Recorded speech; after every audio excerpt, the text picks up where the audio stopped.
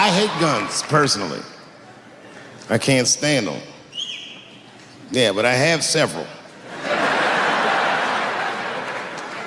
I don't want them, but I feel like I need them. Don't forget where I live. I live in Ohio. And anyone that knows anything about Ohio knows that even the word Ohio is an old Native American word.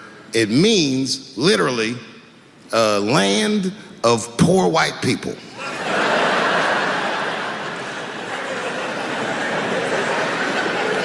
And I don't know what's going on down here, but in my experience, poor white people love, and I mean they fucking love, heroin. They can't seem to get enough of it. I didn't even know what I was looking at first. I was just driving like, why are all these white people so sleepy out here? These things.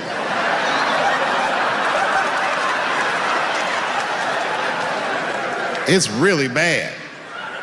As a matter of fact, I was coming out of a nightclub the other night in Dayton, and I'd parked my car in the alley, and no one was out there. I didn't have no bodyguards or nothing. I was home. I figured everything was fine. And as soon as I opened my car door, all by myself, suddenly one of these heroin-addicted whites just pops out of a trash can. It scared the shit out of me. I screamed, "Ah!"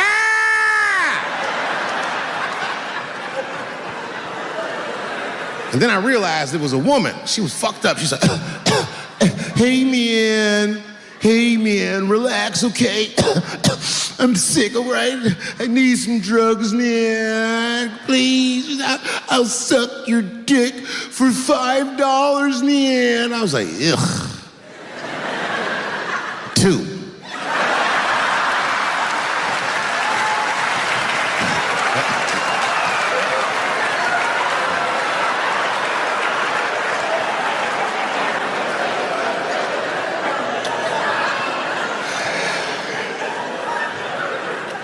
Obviously, I'm joking. This opioid crisis is a crisis. I see it every day. It's as bad as they say. It's ruining lives. It's destroying families. Sadly, you know what it reminds me of, seeing it? It reminds me of us. These white folks look exactly like us during the crack epidemic. You know, it's really crazy to see. And all this shit they talk about on the news about how divided the nation is, I don't believe it. I feel like nowadays we're getting a real good look at each other. It's wild because I even have insight into how the white community must have felt watching the black community go through the scourge of crack. Because I don't care either. Hang in there, whites. Just say no. What's so hard about that?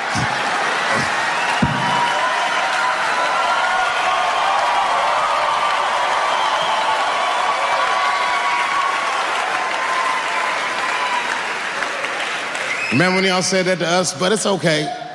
There's no grudges. Now you finally got it right. Once it started happening to your kids, you realize it's a health crisis. These people are sick.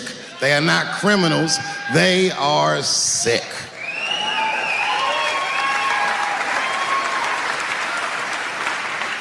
Be that as it may, I'm armed to the teeth.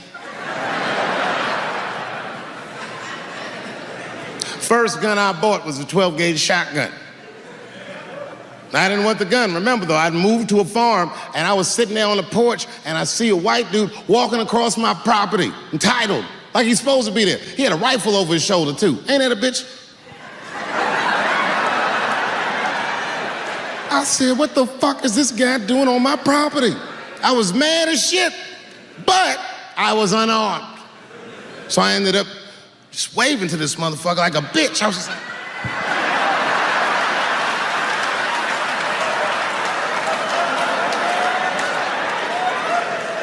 And as soon as he got far enough away, I ran to my car and sped to Kmart. This is in a rural white area. And remember, I was nervous because a guy was on my property, I'm black, and I was sweaty. You know what I mean? And I ran to the gun counter, black and sweaty, sweating and black, and I looked up at the nigga, I was like, I look like a slave or something. I said, I need a gun, immediately, like that. Just like that. The guy didn't answer, no questions. He just grabbed a 12-gauge shotgun, handed it to me. I'd never even held a gun before. I'm not a dummy. I'm like, well, I need some bullets too. And the guy reached under the counter, put 2 box of shells on the counter. He said, all right, buddy, which box do you want? And I didn't know. One box had pictures of some ducks on it. And the other box had a picture of some deer. I said, well, what's that box with them ducks? He said, oh, that there's birdshot. And then he goes just like this, I'm not exaggerating, he goes, that won't kill a man.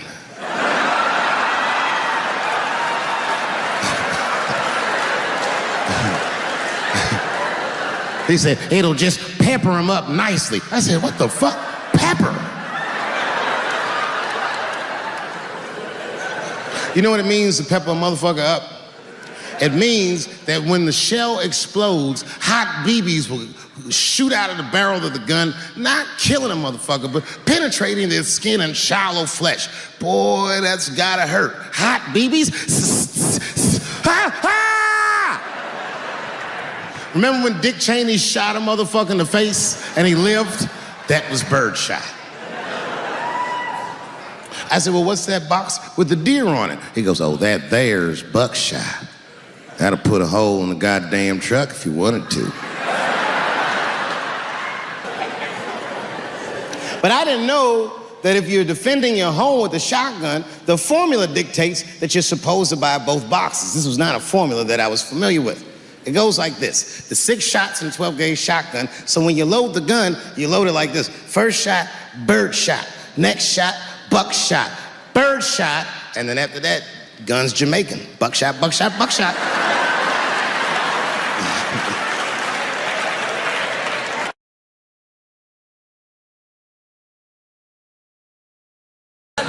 I know it's fucked up, but I tell you the truth.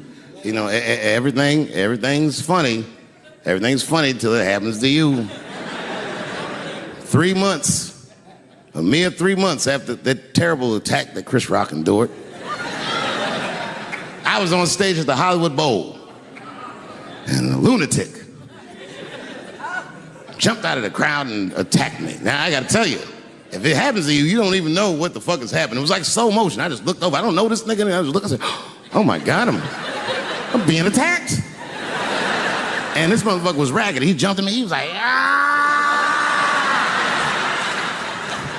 I'm old, but I'm fast. I caught this motherfucker's head with my hand and pulled his hoodie over his eyes. I can still feel his head in my hand. It was spongy.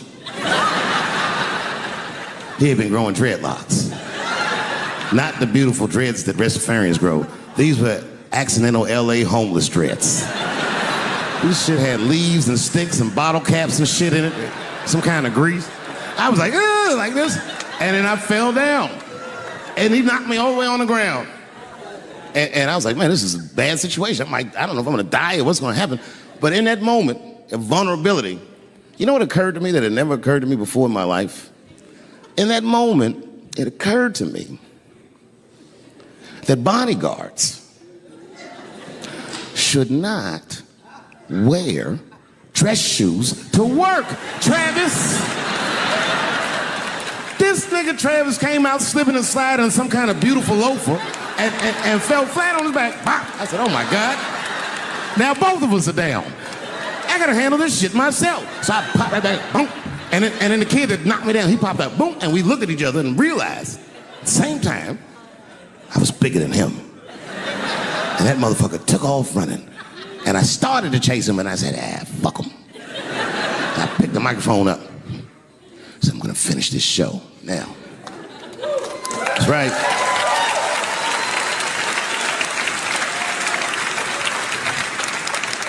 For 3 months before that, I'd been making fun of Chris Rock. And people would ask me all the time. They'd say, Dave, what would you do if you were Chris Rock and Will Smith slapped you in the face? And to this day, the answer is the same. Well, I don't know what I would have done. I've never been in a situation that extreme. But I do know now what Will Smith would not have done. And that is enjoy the rest of his evening. Man, listen. We gave that kid a good wall. We was whooping his ass. Not we, I mean, I was on stage trying to think of a joke to tell, but they was beating this nigga up right behind me. Everybody could see it. Everybody could see it. And I'm sitting up there trying to think of what to say. And I'm tongue-tied. Me, of all people, can't think of anything to say. Look at my karma. Just that moment. Of all the people in the world, Chris Rock walks from backstage, walks up to me in front of 20,000 people, grabs the mic out of my hands and looks at the crowd and goes, "Was that Will Smith?" Man, motherfuckers fell out of their chairs laughing. I was standing there looking stupid. I was fucking furious, because I'm thinking in my mind, nigga, this is my attack. You got attacked 3 months ago. Now you have jokes. So I snatched the mic back from Chris and tried to get one off, but my shit did not go good at all. I didn't know what to say. I was just like, it was a trans man. And the crowd was like, boo. This is LA, we like trans people, boo. I know, I felt so bad. I felt so bad. But I know why I did it. You'd have to be there to understand, but man, when that guy tackled me, it was like it's like a movie or something. You gotta picture this. Picture a famous person you like. Every famous person you could imagine was at that show. It was like the biggest night that Hollywood had ever seen. And when that guy tackled me, he cleared the bleachers. I had to watch the tape afterwards to know this happened, but as soon as he tackled me, Jamie Foxx was the first motherfucker that jumped out of the crowd. He was wearing a white cowboy hat like he knew this shit was gonna happen to him. Never seen this nigga in a cowboy hat before. And Jamie started chasing that motherfucker around like any given Sunday.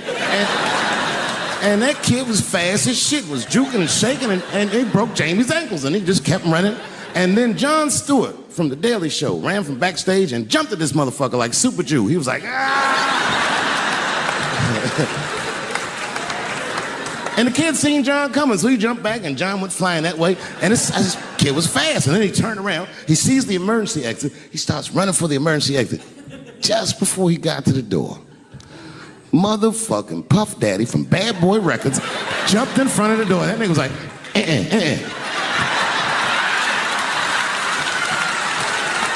Boy, Puffy got that motherfucker. And then every celebrity just ran out, because every celebrity saw themselves in me, and they just started beating the fuck out of that kid. And I know Chris was backstage looking like, nobody helped me.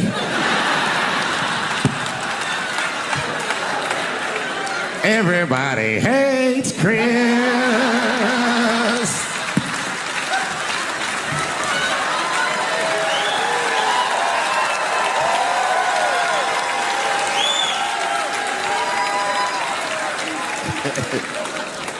Look, it was way more intense than what you guys might have read. I don't know what you read, but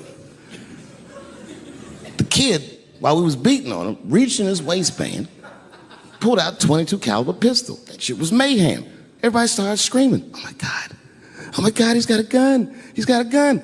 And then I got scared. I was in the back, but I was scared, because I knew that everybody that was with me was armed. Yes, if they had shot and killed this kid on stage at the Hollywood Bowl, like I pay you to do, Travis,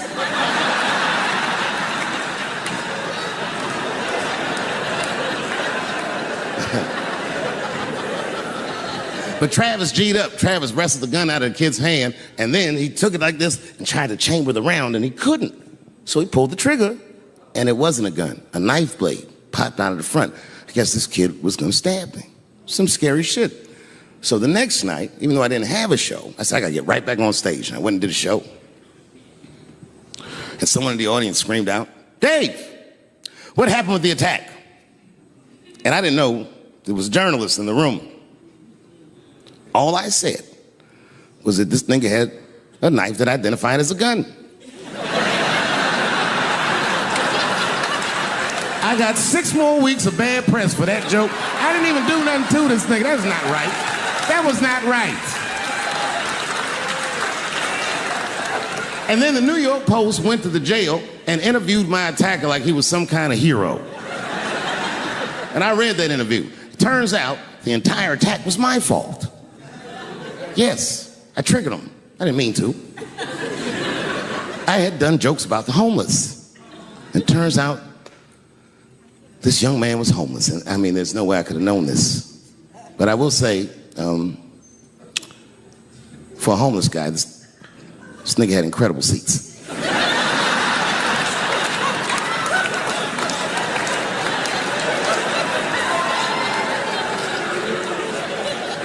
Oh, and they said I triggered him because I had done LBGTQ jokes, and it turns out this fellow was a B.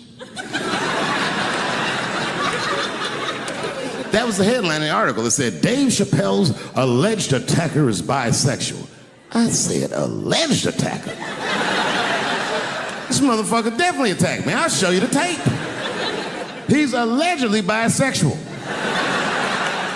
I'm gonna need to see him suck somebody's dick before I believe the rest of this article.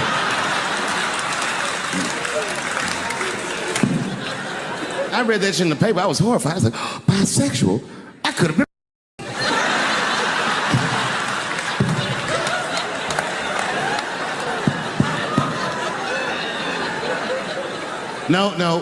No, you know what though? It's not funny because after all that madness ensued, I went to the hotel room. I was by myself and I opened the door and my wife was in there alone. She was sobbing, like sobbing. I said, oh my God, what's wrong with you, bitch? Did you get attacked too?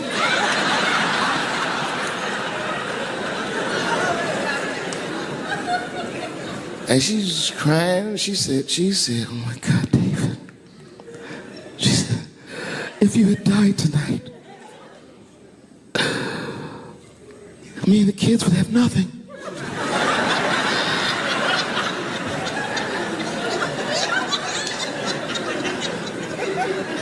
Then I knew it was serious. So I sat down on the bed next to her. And I reached in my pocket, I pulled some keys out that she had never seen before. She said, what are those keys? And I gently placed them in her hands. I said, sweetheart, those are the keys to my safe deposit box. God forbid anything ever happen to me. But if it does, don't even worry about it. You and the kids have everything you need in that box. I've already taken care of it. And she was looking at them keys, and I could see her mind realize what we were actually talking about. And then she just started crying harder. And to be honest with you, that made me cry a little bit too.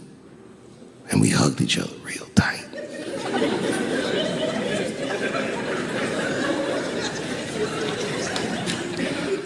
Do you know this bitch looked in the box while I'm alive and well? Who does that? Oh my God. And then she was mad at me. She said, God damn it, David, I opened that box. I said, you did? She said, yes, I did. And there was nothing in there.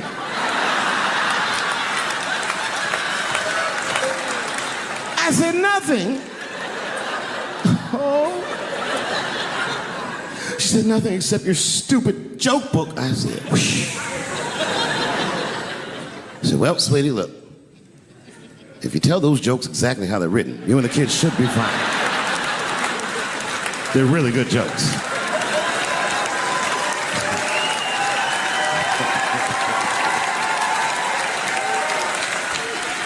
She's like, good jokes? What is this shit? Come join me in my watery grave. No, you gotta roll your throat. Join me in my watery grave.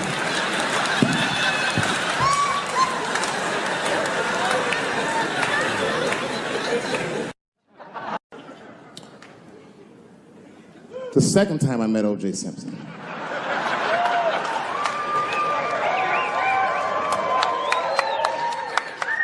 Was right after the trial of the century. There I was, now a young man of probably 23.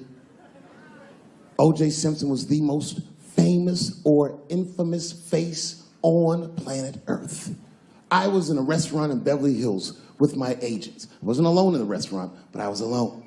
I was the only black person in the restaurant. And in the 90s, that felt very uncomfortable.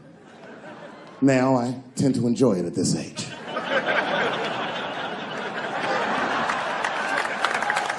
I was having dinner with my agents, celebrating a deal that they told me was lucrative, but I later learned fucking sucked. And suddenly, a group of women walked by. Every race was in that group. Black, white, Asian, Latina, white, and white again. They were all gorgeous. I watched them walk by. Then, I saw a familiar face. Al Collins, the man from the infamous Bronco check, towards the door. Couldn't believe what I saw. And then, close behind him, was O.J. Simpson, newly released from jail. The restaurant fell still. I was shocked. I didn't mean to say it out loud, but it just came out. O.J. He stopped, turned around to see who said it, saw my black face and correctly assumed it was me.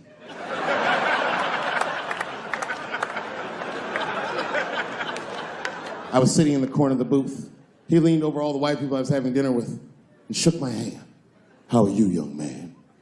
He looked in my eyes, and I could see in his eyes that he didn't remember meeting me the first time. And then he walked away. And I looked back at my agents, and all of them had nothing short of disgust on their faces. And the only one with the courage to voice their disgust was a woman named Sharon, who used to represent me. How could you, she said. How could you shake hands with that murderer?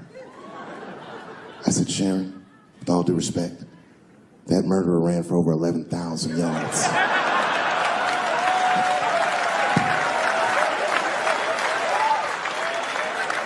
And he didn't fit. Glove didn't fit. Get over yourself. Some people can't do that. Some people just can't get over themselves. Gay people have a hard time doing that recently. Here we go. Here comes the deep water. No, recently I've noticed that. I noticed that with that Manny Pacquiao controversy. Yeah, no, it was now in the gay community's defense, Manny Pacquiao said some outlandish shit about gay people. Very, very not nice things that I won't repeat, but there was biblical verses and some analogies to animals. Wasn't a good look. Nike took his shoes immediately, which I thought was a little harsh. A little harsh.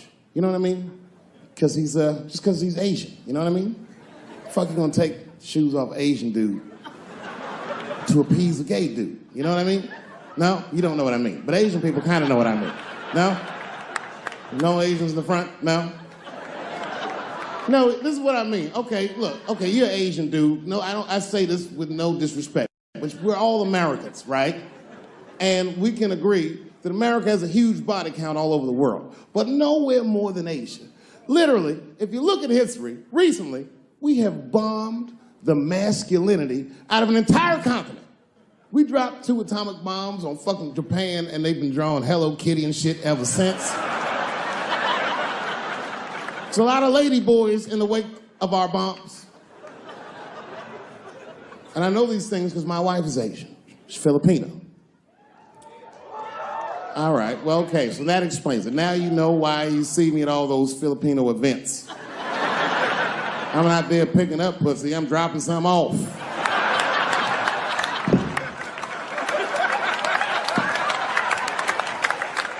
I take my wife to all that shit. I took my wife to see Pacquiao fight Mayweather. We sat ringside, okay?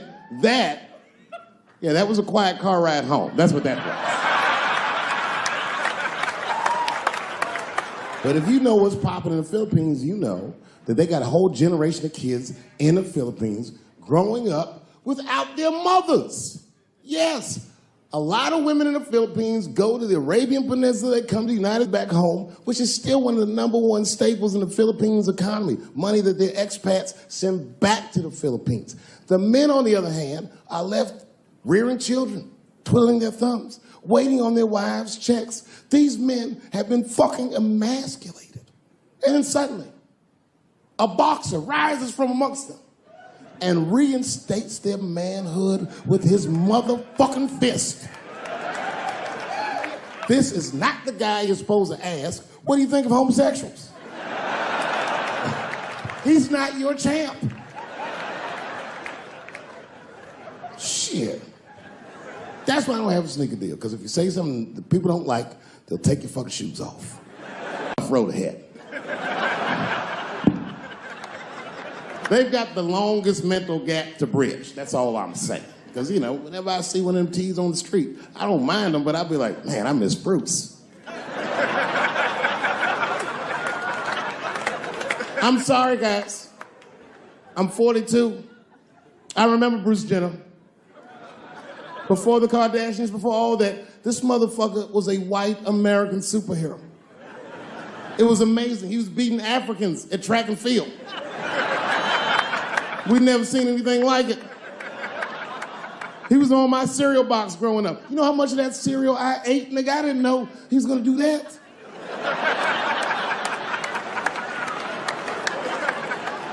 I knew before you guys knew. I heard things on the street in Hollywood. You know, you just be out, see people. Hey, what's up, Kanye? Why the long face? Nigga, you'll see. I got 2 mother-in-laws now.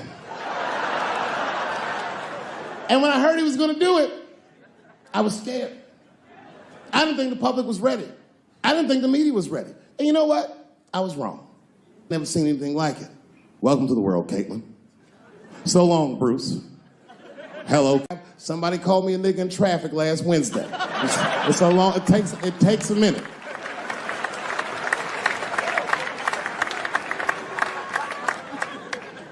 My wife's friend, Stuart, told me that. My wife has a lot of gay friends. Stuart's their leader. She has a lot of gay friends. And I don't like them.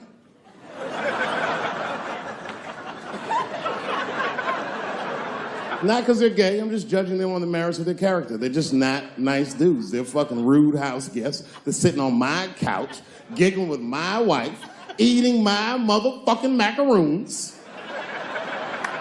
And I come in, they act like the party's over. Hey, Stuart, what's going on? This guy talks to me the way a cat would speak if a cat could talk. Hi, David.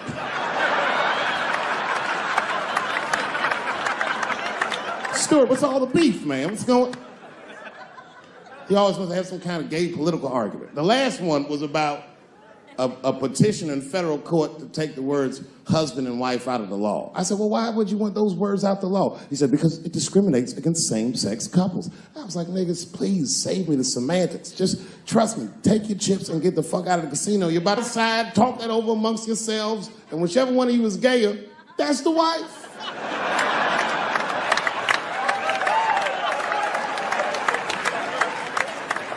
No, Stuart didn't like that.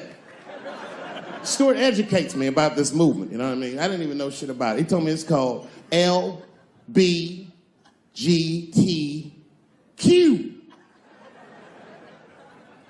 I was like, what the fuck is the Q? Does that even make sense, Q? Turns out Q was like the vowels. That shit is sometimes Y. It's for gay dudes that don't really know they're gay. You know what I mean? Like prison fags who are like, well, I'm not gay, nigga. I'm just sucking these dicks to pass the time. I'm not G, I'm Q. Ugh.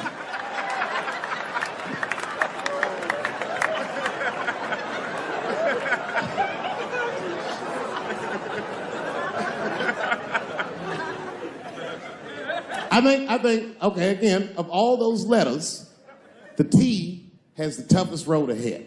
In fact, I think the T should stand for tough. If Martin Luther King had a sneaker deal, we'd still be on the back of the bus. They always true, the Nike exec come up, hi, Martin,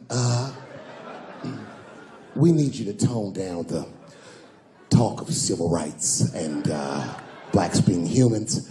It's upsetting our southern distributors. But I don't understand. I thought that's why I had a sneaker deal in the first place. Not quite.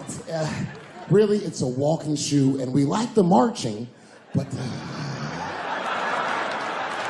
try to understand. Fuck that shit. You know, I get it, though. I understand why gay people are mad, and I empathize. You know what?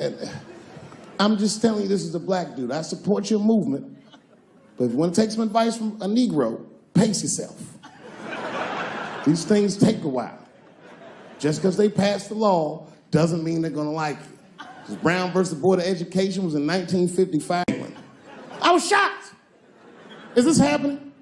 Wait a minute, is this a time in American history when an American can make a decision for themselves?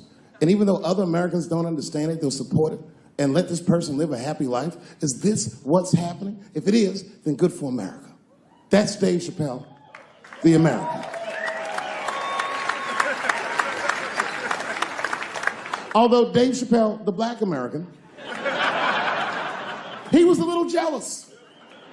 I was like, how the fuck are transgender people beating black people in the discrimination Olympics?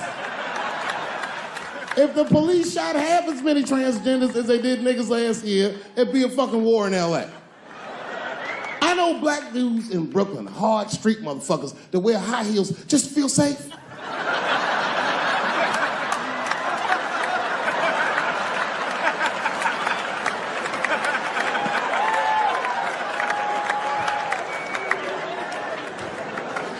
Transgenders are gangsters. I used to do business with a transgender in Hollywood. Man, everybody would be scared of her in the boardroom. She walk in there, newly minted woman, high heels, purse. Shit.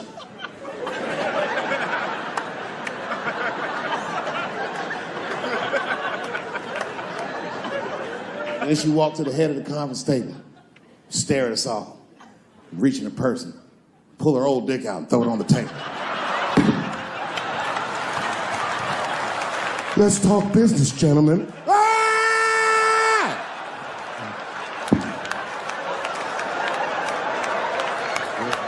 Shit is scary as fuck. If your best friend pitched that to you, you'd be horrified. Yo, nigga, let's go to the hospital and cut our dicks off and make pussies out of them shits. What? Can't we just get matching jackets or tattoos or something? Sure, that's what you want to do? There's only one way to find out, nigga. Wu, Tang, bow, bow. Let's go to the club and trick niggas into fucking us, yeah. Well, I have some very bad news for the people in the front rows. I heard that some of you paid as much as $800 for your tickets. Sadly, I did this same show a couple weeks ago in Atlanta for $60 a head. Can you imagine? Nigga, you could have flown to Atlanta, got a hotel, had some dinner, and came back and you still have a little money left over, niggas. Paid way too much just to see me in this gay-ass neighborhood. All right, let me roll up my sleeves and tell these pussy jokes. Will told me to say there hasn't been this many pussy references in this room since Cats was here. Boy, I gotta tell you, man, I've been doing this set all week, and boy, I've been telling these jokes, and sometimes niggas look like they're in actual pain over the jokes. None of it's that bad to me, but I understand why it could hurt some people's feelings. So tonight,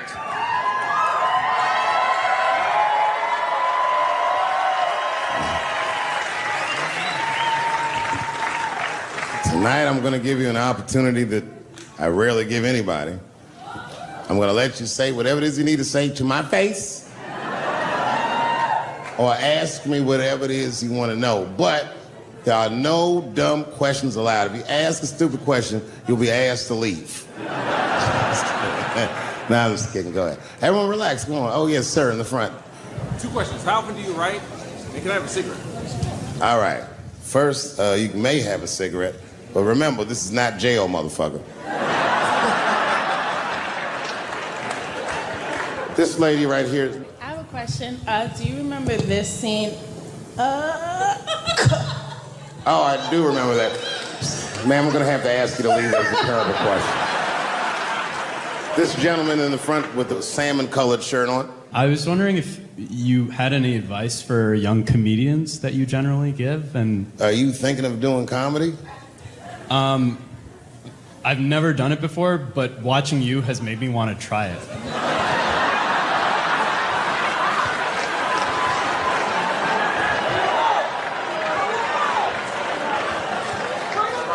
that's an insult or not. It's a compliment. It's. I mean, niggas don't say I've never done brain surgery, but it looked a lot easier than I thought. I'm teasing. All right, here'd be my advice. Okay, I don't know how comedians start nowadays, right? But what I would suggest is just start. And once you start, you can't really stop, no matter what happens, no matter how bad it gets, no matter what people say. You know what I mean? Because comedy is weird like that. You know why I hate watching other comedians do comedy? Not because I hate other comedians, but because I love comedy so much.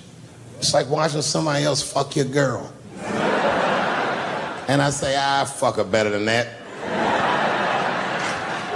Yes, you on the aisle up there, the lady with the long, yes, you standing up, I see you. My favorite book of all time, The Narrative of the Life of Frederick Douglass.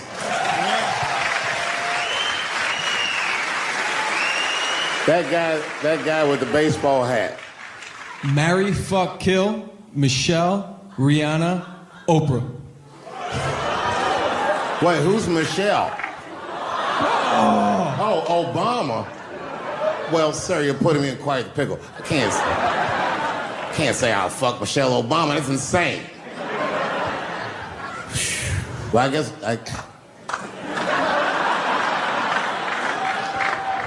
I mean, because I wouldn't kill any of those women.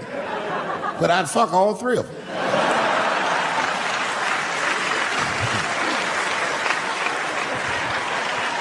The gentleman in the blue Oxford standing up. Tell us the story with Charlie Murphy. Tell a story about Charlie Murphy? Or your favorite. Boy, there's so many good Charlie Murphys. You know, the thing with Charlie Murphy is he used to just make us laugh all the time. And I used to ask him about all the old Hollywood shit I was curious about. Like when they used to accuse Michael Jackson, I remember asking once, I go, Charlie, do you think Michael Jackson actually did those things?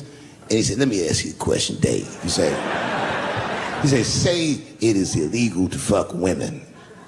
How long are you staying out of jail? So God bless Charlie Murphy, wherever you are. Charlie, I love you. Who do you think is going to win the 2020 election? All right, I'm going to put a pin in this, but I'll tell you right now, fella, I don't know, but I think Trump has a better shot than a lot of people would like to think. I'm just saying, it all depends on how the left talks. The way we're talking is not going to win the fucking ball game. Donald Trump's over there on the right, grabbing handfuls of pussy. Joe Biden can't even smell hair over here. Fuck this side. All right, man, go ahead. Thank you so much for this show. And how old are you? 25. 25? Yeah. Boy, don't let R. Kelly see you. He's gonna pee on you by accident. Oh, my bad. I thought she was 15. Yuck. I'm totally joking. I'm sorry. My question is there anything you've learned from another comedian that you feel like will stay with you for life? I tell you what, miss, that's a good question. Yes, is the short answer. A longer version of it is this. I was raised by comedians. I started doing stand-up when I was 14. The other day, I went to a comedian's funeral, and I realized as we was putting this motherfucker in the ground that these people are at least as influential to me as my family. I rock with these niggas till the wheel falls off. We fight and we fuss and we are jealous of each other and we get mad at each other, but my life wouldn't have been what it was without each and every one of them, and I consider them my family. That's the answer. Still hadn't figured out exactly how to say what I wanted to say, but I was doing pretty good. And I was doing some Me Too jokes, and a woman stood up from the audience and she was crying. Clearly, it was a white woman. She says to me, you can't say that. It's 200 seat room, it's a very small room. I'm like, what the fuck are you, like, miss, are you okay? What are you doing? She says, you can't say that. I said, yes, I can, it's my show. I'll say whatever the fuck I want. I was like, ooh, like this. And then she gets up from the table And she starts making a big like show of just pushing through the aisles and all this stuff. And there's like a curtain right before the front door. And she gets to the curtain and she's crying. It's fucking crazy. She says, "I'm sorry I was raped." It's a fucking comedy club. It's like loud farting getting out of an elevator. Nothing funny can happen in here. Now I'm trapped in a room with this woman's fucking stink.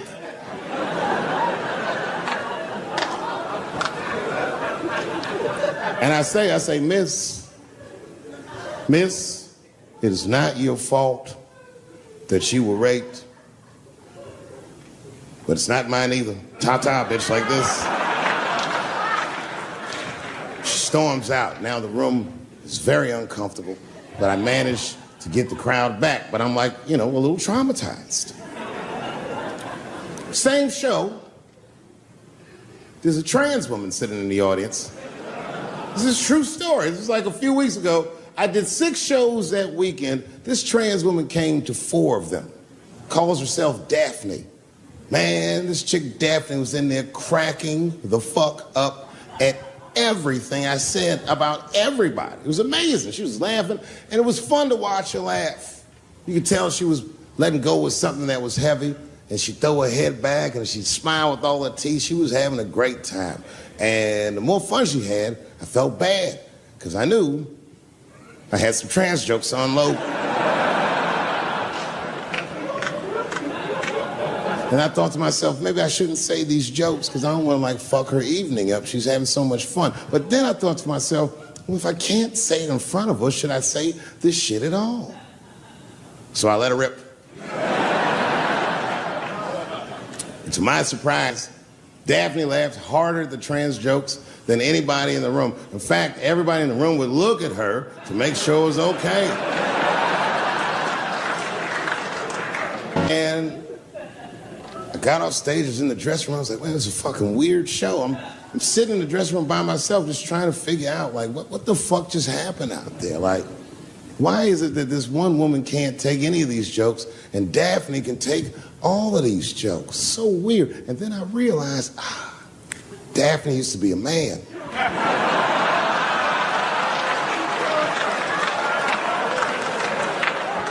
So now I go out of the dressing room and like you can see like all the staff was there like cleaning the club up, the audience had gone, and sitting at the bar by herself was Daphne. And she's like, hey, Dave, come join me for a drink. And I don't want her to think that I'm transphobic or nothing, so I'm like, fuck, I guess I could have at least a drink. And we get some tequila and we're sitting there. And she was fucking cool. Turns out that Daphne, she wants to be a comedian. She was asking me for advice, and I told her advice and all that shit. And then she says to me, she says, boy, you sure do get a bad rap for your trans jokes. I said, Daphne, thank you, but you don't have to say that. I hope I didn't offend you. She goes, no. She said, in fact, I read about you in the New York Times. I said, you did? She said, yeah. She said, I thought it was interesting that they blamed you for R. Kelly. They said you normalized him for telling jokes about him. I go, yeah, they said that. She goes, I wonder why they never said that you normalized transgenders by telling jokes about us. And I'd never thought about that. It never occurred to me. And we started making out. And then like, I reached up just to see what it felt like. I was like, what? And it felt like pussy, didn't it? I was just like, go ahead, ask me a question. What the fuck you gonna do if Trump get reelected? What am I gonna do if Trump gets reelected? Probably get a significant tax break.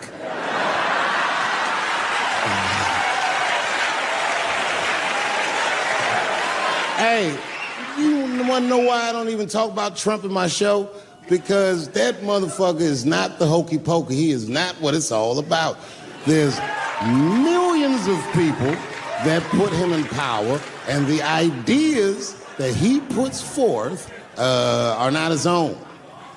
He's singing poor white people's greatest hits. So why the fuck would I worry about him and not the other millions?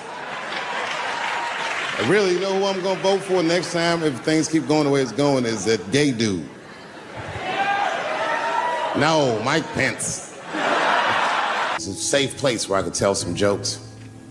And I find out that this comedian I know, Chris Tucker, who's in all those Rush Hour movies, I find out that Chris is in San Francisco too at some charity event. So I call him, I'm like, yo, I just saw you at some charity event. I said, I'm doing a show at the Punchline. Why don't you come by the club after your event? And he's like, cool, Dave. I thought you was dead, nigga. I'll come by.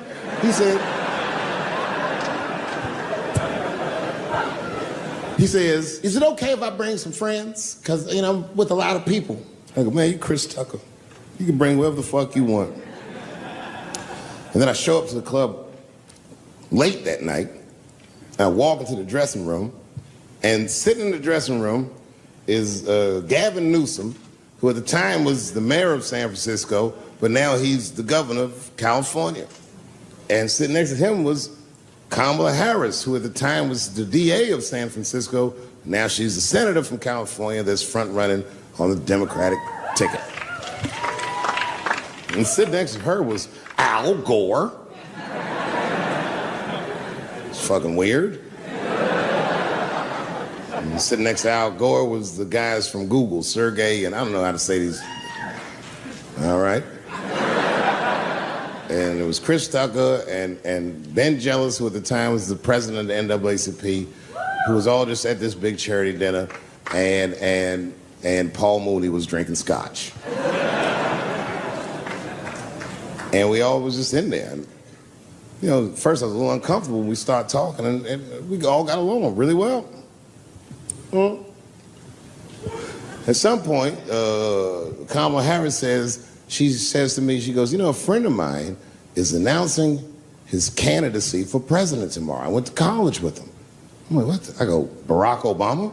She goes, you've heard of him? I'm like, yo, I just read about this dude. And she goes, yo, yeah, blah, blah, blah, we talking. She goes, you know what? She says, let's call him on the phone. I said, what the fuck? And she picks the phone up and she dials and she's listening like this. And she goes, this is voicemail. And she gives me the phone, she goes, leave him a message. You know, I didn't know what to say. I just said what you say to any black dude that's running for president. You know, stay low, running a zigzag pattern, this kind of shit.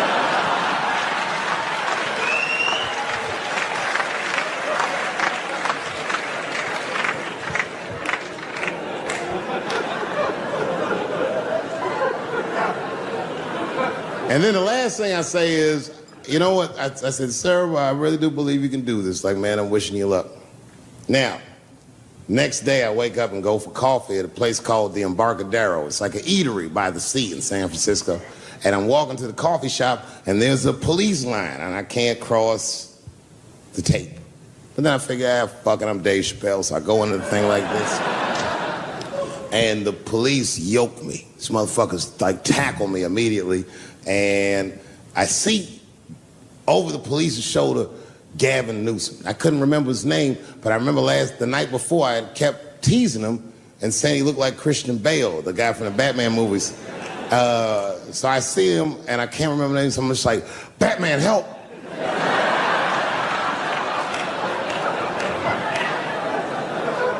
And he stops, he's like, Dave? And then the police see that the mayor knows me, so they all like, oh, sorry about that. And he's like, hey, back up, everybody. And he just picks me up. He's like, I'm really sorry about that. I'm like, I'm fine, don't worry about it.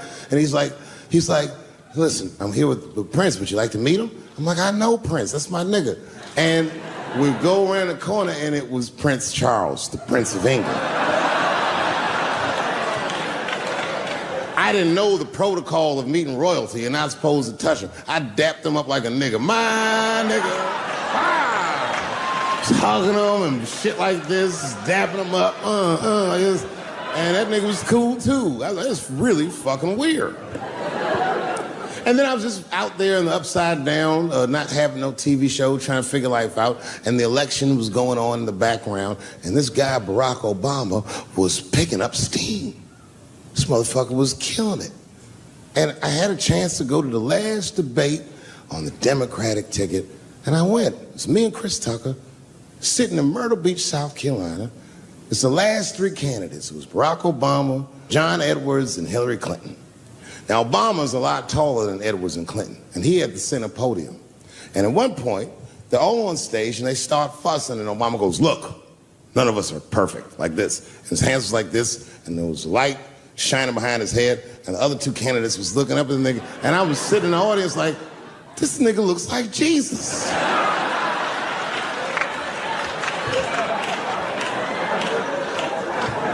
And I realized in that moment that I was looking at the next president of the United States. I was certain of it. I couldn't explain it, but I knew what I was seeing. And I got really excited. And I'm not that kind of guy. I said, I gotta meet this motherfucker. So I stayed. They were all on stage doing interviews, and I just waited. I was waiting and waiting, and then John Edwards was done with his interviews first, because everybody knew he wasn't gonna win. And I see John Edwards, and I said, hey, Senator Edwards, I just want to say hi. And that motherfucker looked at me like, I'm like, fuck you, nigga, you gonna lose anyway. And then he left, and then Hillary Clinton just walked by me in one of them Steve Harvey suits.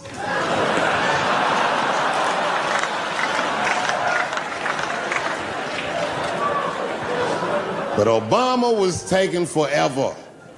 Everybody wanted to talk to him. When I knew the media saw exactly what I saw, there was no question about it. That was the guy. I waited and I waited, and finally, must have been over an hour and a half, he finishes his last interview. He's like, man, thank you very much. Good talking to you. And he turns around, and we make eye contact. He sees me, and when he sees me, he looks over, he goes, Dave Chappelle.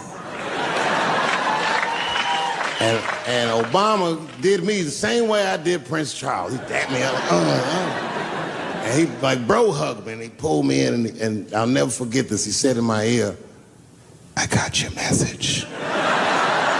Thank you very much, New York. Smoking ritual. We need to celebrate, nigga. I thought you were dead. And he set it up. It was beautiful. It was just like I dreamed. We was all sitting around. Them Indians was beating the drum.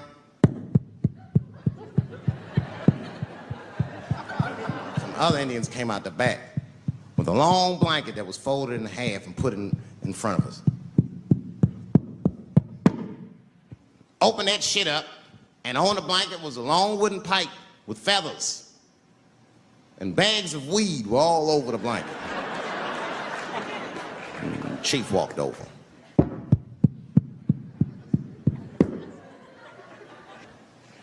The big ones are 50. The little ones are 25. And these are 10.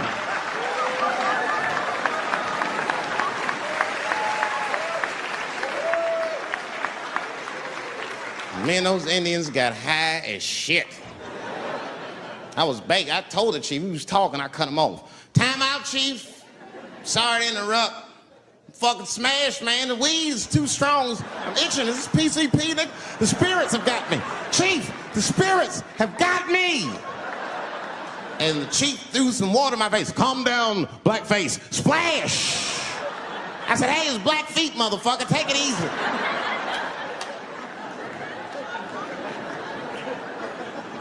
Blackfeet, you're welcome to stay amongst me and my tribe for the night until the spirits leave you. And they gave me my own teepee to sleep in, which sounds nice. I personally felt like it was a little fucked up. You know, because they all had houses, man. It's like, why can't I sleep with y'all in the house and watch TV? Nigga, I can't be on this grass all night.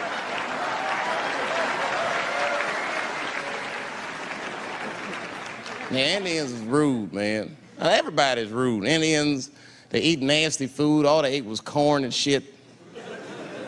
Doritos, I think they call it.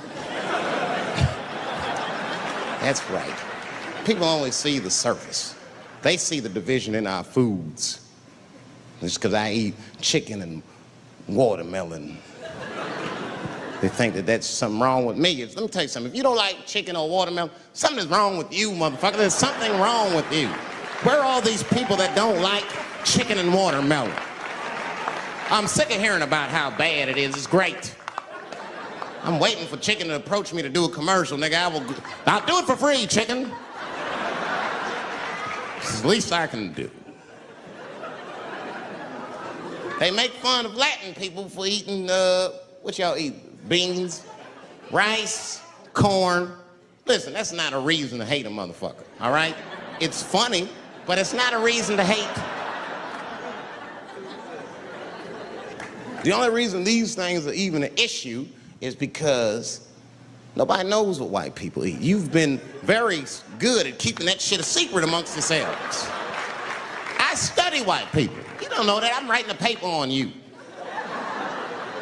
Not even for school, nigga, just to do it, just to get, I'm just doing independent research. I'm spending my money, that's why I'm working so hard. I follow you around grocery stores. They freak out. I just try to peek in the cart. They always say, get away from my cart, nigga. What are you looking at? Chicken and giblets are over there.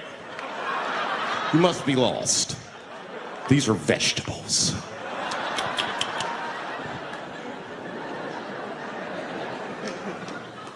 I know what you drink. See how quiet I got? Grape juice. Surprise, motherfuckers, you didn't know I knew about grape juice, did you? Oh, don't play dumb with me. Look at what is it? A lot of black people don't have the privilege of knowing about grape juice because they have grape drink. It's not the same formula that you get. Ain't no vitamins in that shit. You might have one of your black friends over. Todd, would you care for a glass of grape juice? What? Nigga, what the fuck is juice? I want some grape drink, baby. It's purple. I don't think I know what a grape drink is. What? I have some apple juice if you want. What the fuck is juice? I want some apple drink. Scream.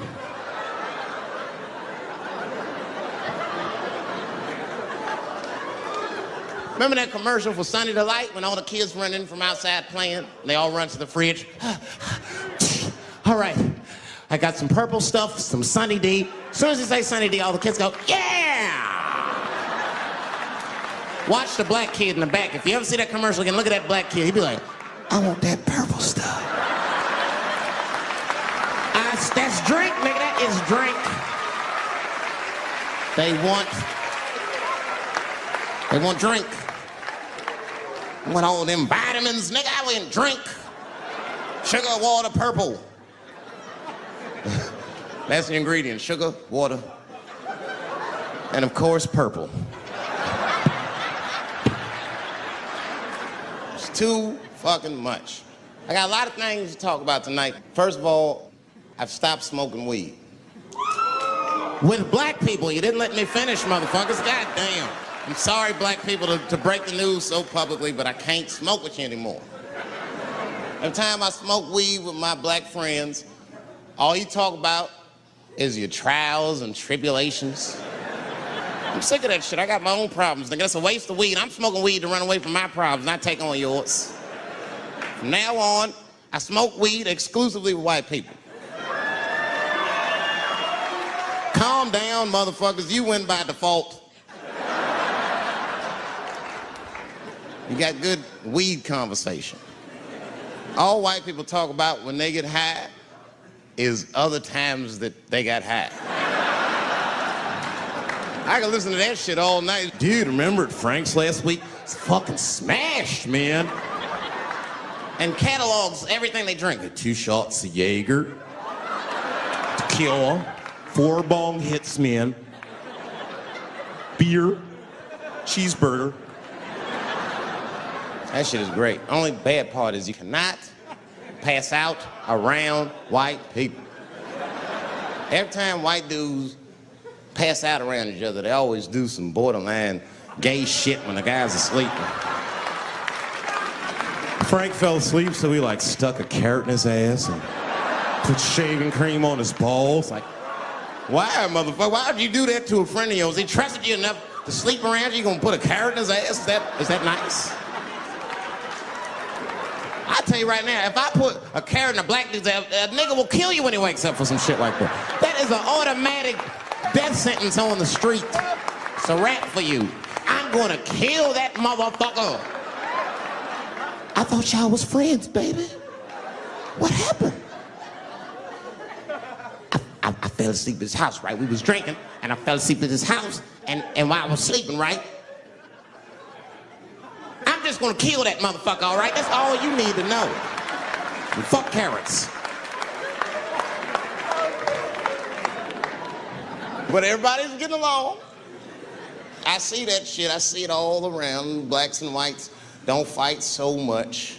You know who don't have no beef with anybody is Asian people. I see how y'all be doing. Y'all just lay in the cut. Only people Asian people beef with is other Asian people. Like if you call a Korean guy Chinese, I've done this. They will flip out. Hey! What make you think I'm Chinese? I am Korean. I look Chinese. Yes, motherfucker, you do look Chinese. That's why I said it. It's an accident. Nigga, to the untrained eye, you all look Chinese to me. It's a mistake. I'm not trying to offend you. Some people say all black people look alike. We don't get bent out of shape. We normally just call those people police, okay? Just learn to live with it. That's all I can tell you. Everybody's afraid of police now. I'm scared to death of these police. I am, nigga. I got a police scanner. First money I got, this is the first shit I went out, bought me a police scanner. I just listen to these motherfuckers before I go out, just to make sure everything's cool. You hear shit on it. Calling all cars, calling all cars. Be on the lookout for a black male between 4'7" and 6'8". Staying in the crib tonight, fuck that. Gotta work on that alibi for a minute. Every black person needs an alibi. I do them impromptu joints. If I'm by myself and need out, I'll just open up the windows in the apartment, turn all the lights on, start beating off right in the window. Look at me. Hey, everybody, look, it's me, Dave Chappelle. I'm crazy, I'm jerking off. Note the time, motherfuckers. It's 2:35. Look at me, I'm jerking off in the window, 2:35. Comedian Dave Chappelle is June 10th. Note the time.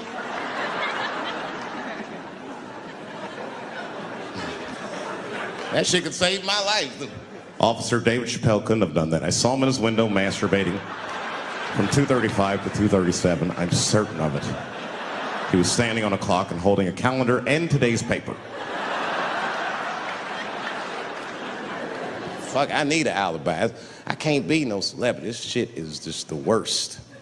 I'm seeing it. I see why stars are crazy now. These motherfuckers. I went to Disney World with my kids, which is a big deal for me. I don't get to see my kids so much. I do Chappelle show 20 hours a day, sleep for like half an hour, raise my kids for 10, 20 minutes, and I go back to work. Now, this particular day, I got to hook up with the kids. We went to Disney World. Everybody at the park, fucking everybody. Hey, I'm Rick James, bitch. Hey, I'm Rick James, bitch. It's like, hey, man, hey.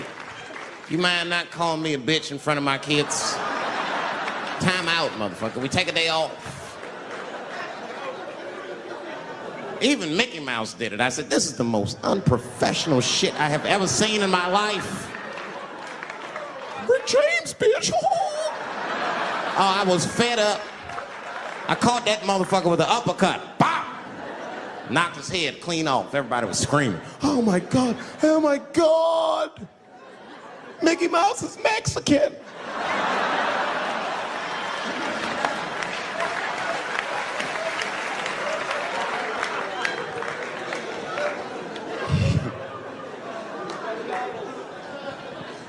I had a terrible time in Disney World. Disney World is like a whole nother country anyway. They got their own currency. That shit is ridiculous. As soon as I check in the hotels, welcome to Disney World, Mr. Chappelle. Can we interest you in some Disney dollars? Nah, man, I'm cool. You can't buy weed and pussy with Disney dollars. Like, I'm on vacation. I like them greenbacks. You know what I'm saying? It's the kind of money people spend. People is very particular about that. I saw that. That was one of the main stories from the war. Was the first big thing we did was they said, now that Iraq has been liberated, we have managed to take Saddam Hussein's face off of the money. And I'm not gonna lie, when that press conference came off, I was like choked up. I was actually proud to be an American because that is a very subtle psychological nuance of oppression to have a dictator on your money. And it's thoughtful to be able to take that motherfucker off for the goodwill of another person, right? But then I thought, well, if you could do that for Iraq, What about our money, man? Our money look like baseball cards with slave owners on. George Washington is the worst of the worst. Yes, I said it. You mythologize this motherfucker like he was the greatest dude, man. If I went back in time with a white person and we saw George Washington walking in front of our time machine, my white friend would probably be like, oh my God, Dave, look, there's George Washington. It's the father of this great nation. I'm gonna go shake his hand. I'd be on the other side like, run, nigga, George Washington. And we'd both be right. You like him because he wrote the Declaration of Independence and all that shit. We hold these truths to be self-evident. All men are created equal. Go get me a sandwich, nigger, or I'll kill you. Liberty, justice for all.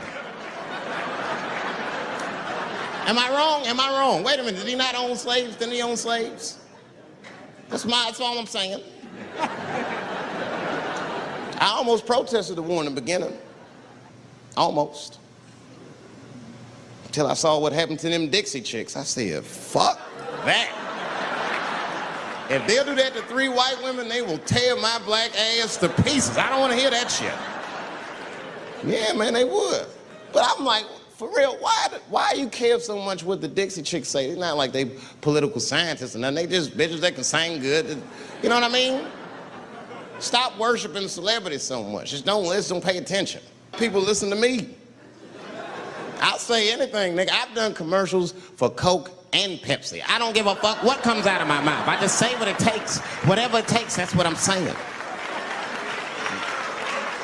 If you want to know the truth, can't even taste the difference. Surprise! All I know was Pepsi paid me most recently, so tastes better. It's pretty much how the game goes. I'm just being real, man. There's too much goo-gagging over celebrities. People don't know what's fake and what's real anymore. That's why Bill Cosby got in trouble. Look what happened to Bill Cosby. Bill Cosby said some real shit and the whole world freaked out on him. For what? For having an opinion? Just because he was selling pudding pops for the last 40 years, people forget that he's a nigga from Philly in the projects, and he might say some real shit from time to time. It's not that big of a deal. I spoke at my old high school and I told them kids straight up, if you guys are serious about making it out of this ghetto, you gotta focus, you gotta stop blaming white people for your problems, and you've gotta learn how to rap or play basketball or something, nigga, you're trapped. You are trapped. Either do that or sell crack. That's your only options. That's the only way I've ever seen it work. You better get to entertaining these white people, nigga. Get to dancing. Go on out there and be somebody.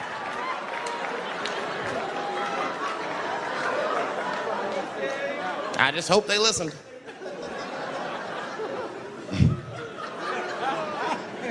This shit is ridiculous. People worship television. They worship this shit. You know, like if you watch a movie, right? Say you're watching a movie and one character says to another character, say, hey, what's your number, man? What's the other character always say? 555, 5555. You know why we gotta do that? Because stupid ass people go to the movies and then go home and try to call the characters that they just saw. Hello, is Indiana Jones here? No, motherfucker, he's fake. It's not his number. And to be honest, this is the worst time in history to be a black celebrity. Fuck, they locking all our stars up. It's hot right now for black celebrities. I knew it was bad when Kobe got in trouble. I said, this is a wrap for us. He's one of the most wholesome dudes we had. They locked him up and everything. And Kobe kept it together. Thank God he held his game together, because if he was cracking under pressure and getting like 6 points a game, the whole LA would have been like, that nigger is guilty. Kobe was playing his ass off. He was playing like his freedom depended on that shit. You see this motherfucker in them games, this nigga's trying to beat that case on the court.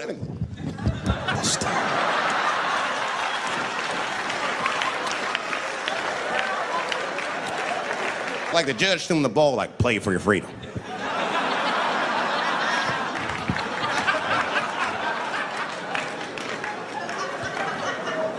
If I could talk to Kobe, I'd be like, just relax, you'll be fine, man, because the public is still giving Kobe the benefit of the doubt. He's one of the few black celebrities that get that.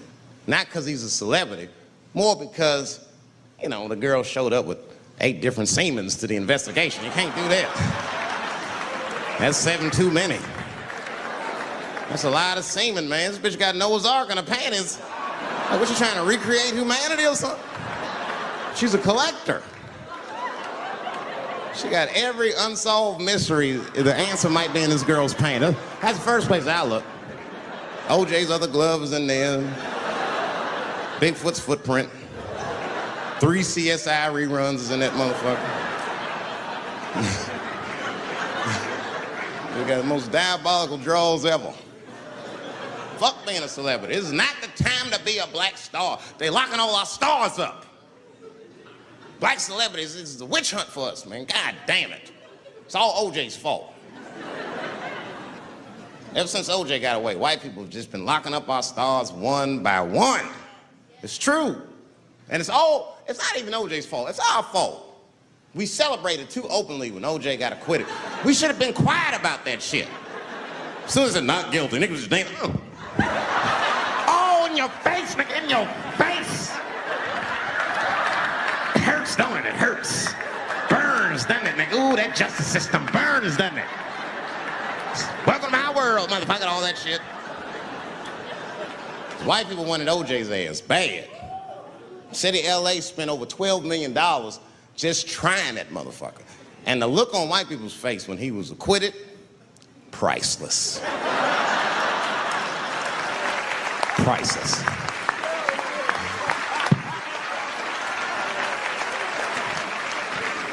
And that's why I don't trip off of being a celebrity. I don't like it. I don't trust it. There's 1 minute they all love you, and the next thing you know, you're in front of that courthouse dancing on top of a car just trying to figure out what the fuck happened to you.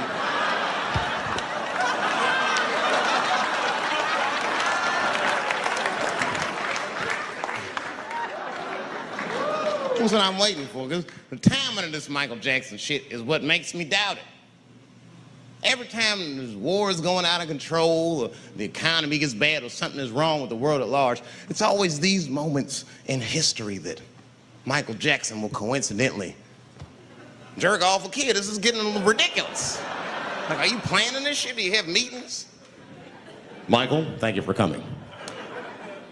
As you know, Michael, the war has not been going as well as we expected. There's been a lot of hiccups, and the public is asking us a lot of questions, of course, and, well, Michael, there's no nice way to say this, and all I know how to do is be direct, so let me just be direct.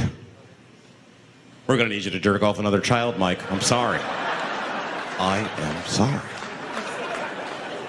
But it would really help out. Or maybe he did it. Who knows? Who knows? That's the thing. That's what I wanted to say. Who knows? Who the fuck knows? Mike, God, and this little boy know. That's about it. That's about it. The only reason that I can even talk about this shit is because everybody is speculating. They all think he did it. And I don't think he did it. I'm alone in this. I don't think he did it. I'm not gonna say I don't think he did it. That's too strong.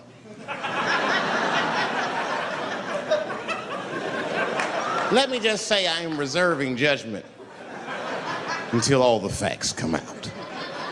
But so far from what I heard, I mean, the kid said he was dying of cancer. He was in Make-A-Wish Foundation. He claims he had 2 weeks to live, and it was his dying wish to meet Michael Jackson. Come on, man, give me a fucking break. This kid is 10 years old. He don't remember Thriller. The fuck you want to meet Michael Jackson for, honestly?